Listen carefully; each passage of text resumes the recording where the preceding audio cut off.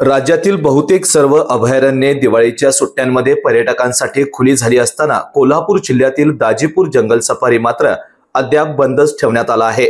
यामुळे दूरवरून आलेल्या पर्यटकांची मोठ्या प्रमाणावर निराशा झाली असून स्थानिक व्यावसायिकांचे नुकसान झाल्याचे गोकुळचे संचालक अभिजित तायशेटे यांनी सांगितलं।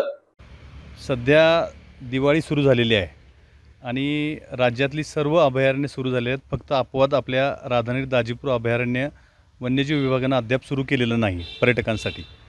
खरं तर बघायला गेलं तर दिवाळीच्या सीझनमध्ये मोठ्या प्रमाणात राज्यभरातून पर्यटक राधानगरी अभयारण्याला भेट देत असतात, परंतु 1 तारखेचं कारण सांगून अभयारण्य सुरू केलेलं नाही, त्यामुळे मोठ्या प्रमाणात येणारे पर्यटक ह्यावर्षी थांबलेले आहेत। तसं बघायला गेलं तर यावर्षी आज धबधब्याकडे येणारे जे पर्यटक होते, राऊतवाडी धबधब्याला किंवा परिसरातल्या ज्या धबधब्यांना भेट देणारे पर्यटक होते त्यामध्ये 50% जास्त घट झालेली आहे। त्यामुळे आधीच व्यावसायिक खूप अडचणी आलेले ह्या परिसरातले।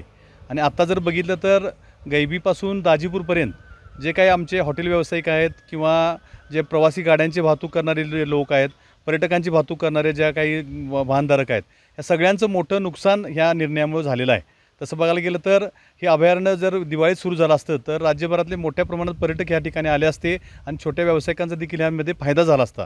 परंतु वन्यजीव विभागाने केलेली कृती ही अतिशय निंदनीय आहे आणि आम्ही सर्व राधानगरी परिसरातील दाजीपूर परिसरातील ग्रामस्थ या त्यांच्या कृतीचा निषेध करतोय।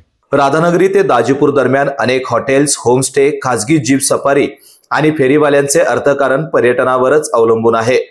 जंगल बंद असल्याने पर्यटक येत नाहीत आणि त्यामुळे आमचा व्यवसाय ठप्प झालाय।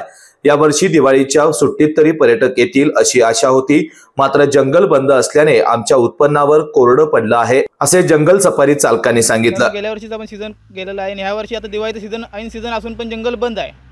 थोडक्यात आमच्या इथले ड्रायव्हर म्हणजे 20 गाड्या आहेत, लोकलच्या गाड्या आहेत, त्यांच्यावर थोडक्यात जंगल बंद असल्यामुळे थोडक्यात आता उपासमारीची वेळ आलेली आहे।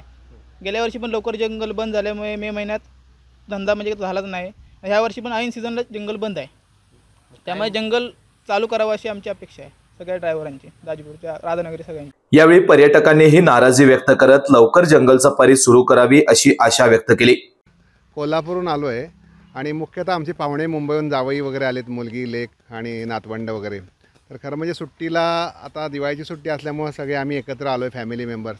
आणि इथं आल्यावर असं न्यूज कळाली की मुख्यतः जंगल सफारी बंद आहे। हे खरं म्हणजे सुट्टीत ही चालू असायला पाहिजे होती, जेणेकरून मुलांना आणि आम्हाला सगळ्यांना इथल्या जंगलाचा आणि गवे वगैरे बघण्याचा खरोखर आनंद मिळाला असता। आता आम्हाला खरोखर इथं खूप आमची त्यामुळे निराशा झाली। तसंच मला वाटते पर्यटन वाढीच्या दृष्टीने सुद्धा हे चालू व्हायला पाहिजे वेळेत, जेणेकरून लोकल जे गाईड्स आहेत म्हणा किंवा इथले गाडीवाले वगैरे त्यांच्यासुद्धा दृष्टीनं हे चांगलं एक उत्पन्नाचं साधन चांगलं झालं असं मला वाटतं।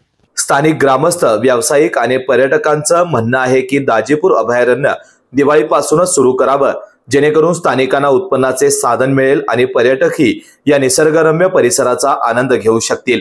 यासाठी वन विभागाने लवकरात लवकर सकारात्मक निर्णय घेऊन अभयारण्य सुरू करावे अशी मागणी करण्यात आली।